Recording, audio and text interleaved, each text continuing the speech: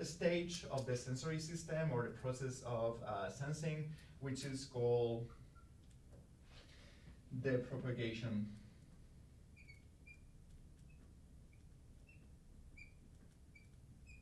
That we are also going to call the neural pathway.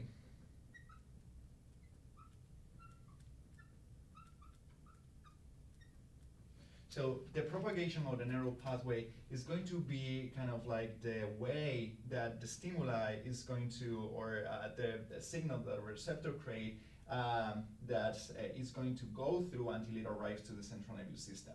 And there are different actors in this propagation step. So the first actor of it, so let's make a schematic. So here, for example, we have the skin, and we have a stimuli, so someone touches us, and we have this touch stimuli here. And this touch stimuli is going to be received by the nervous terminal of one of the neurons here in the skin.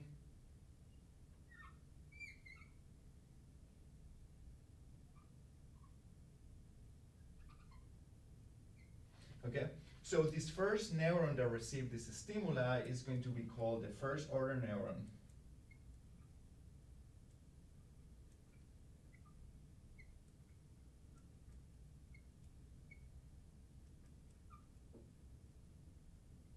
And it's going to take this stimuli that happens outside of our body to the central nervous system.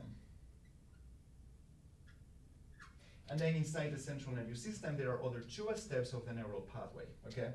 So also this first order neuron and all these neurons are afferent neurons because they receive the signal and they send it to the central nervous system. And the neural pathway is an ascending pathway, because it takes the signal from the our body to ascending to our brain and the central nervous system. So then these first order neurons, they are going to make synapses with other type of neurons that are called the second order neurons.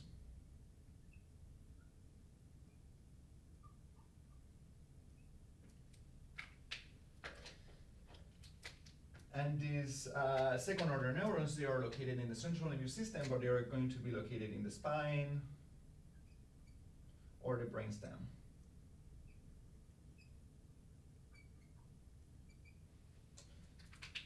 And then the second order neurons are going to transmit the message to third order neurons. But there is going to be a process that is going to happen here that is very important. That is called the decussation process.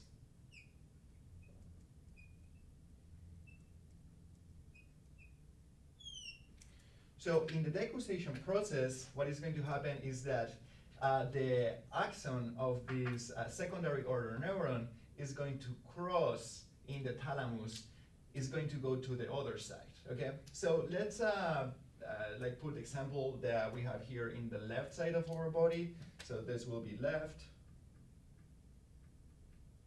right, left. So someone touches us on the left arm, right? Left arm. So then this first order neuron is going to transmit the signal to the second order neuron that is going to be on our left side here of our brainstem or the spine. And what is going to happen is that this axon is going to then travel to the right side of our body. And this is the decussation process. And then the third order neuron that is in the right side of our body is going to take this signal and take it finally, so this will be the third order neuron.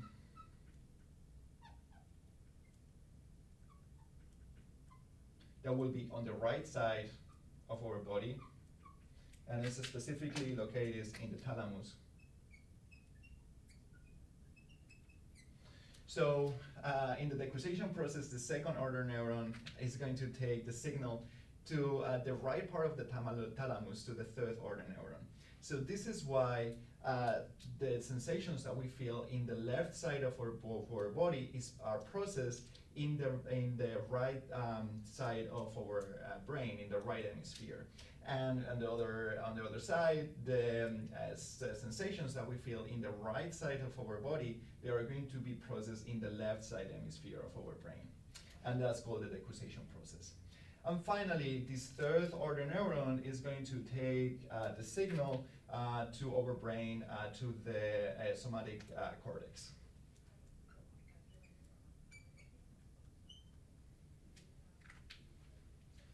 Okay, so finally, we have the last step, which is the processing in the central nervous system. So central nervous system processing of the signal. And after the processing of the signal, we are going to have the voluntary or involuntary response to these initially stimuli that were received through the receptor. So this processing happens in the somatic cortex. So this processing happens in the somatic sensory cortex.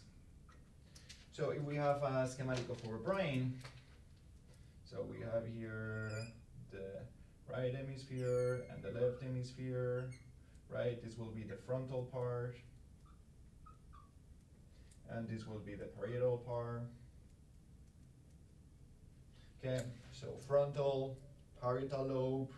Then here the somatic cortex will be here in the middle of both the frontal and the parietal part of our brain. So the somatic sensory cortex is going to be more or less here in the middle between the frontal lobe and the parietal lobe. And what is really interesting about the somatic sensory cortex is that every organ in our body, every limb, our feet, our stomach, our hands, they are going to communicate the signal to a very specific part of the somatic sensory cortex. So if we analyze where the different organs are taking the signals in the somatic sensory cortex, we can originate a map that is called the homunculus map of the different regions of the somatic sensory cortex that are going to receive this, the different sensations, right? So if we do a cross-section of these, now we have the somatic sensory cortex here.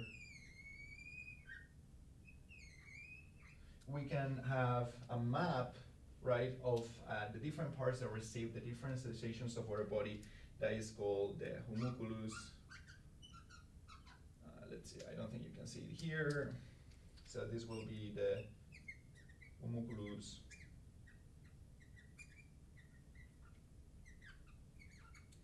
Okay, so for example, this region here is going to receive the signals from our genitals.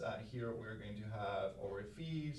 Then here we have our hips, we have our arms, we have our hands here. Then we go to our face. So we have our eyes, our lips.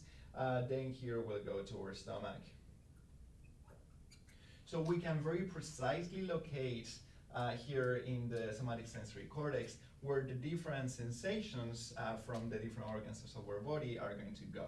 Okay, and not only that, but depending on the different space that these different organs have in the somatic sensory cortex, we can calculate how sensitive those regions are.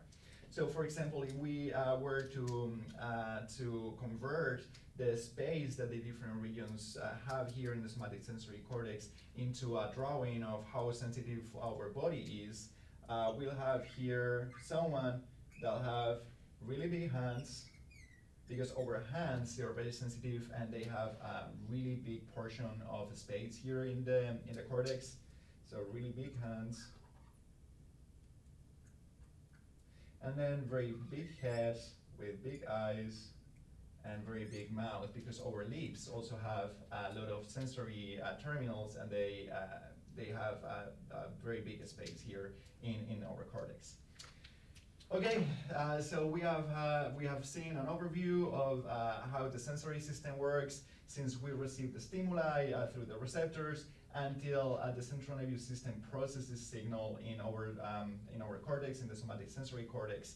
So I hope that you enjoyed the class, and I'll see you next week or in next class to look at how our skin is innervated, so how the different touch and mechanosensing happens in our skin, and also the vision, so how these photoreceptors work and how can we see light and see images and process those images. Thank you, and I'll see you next.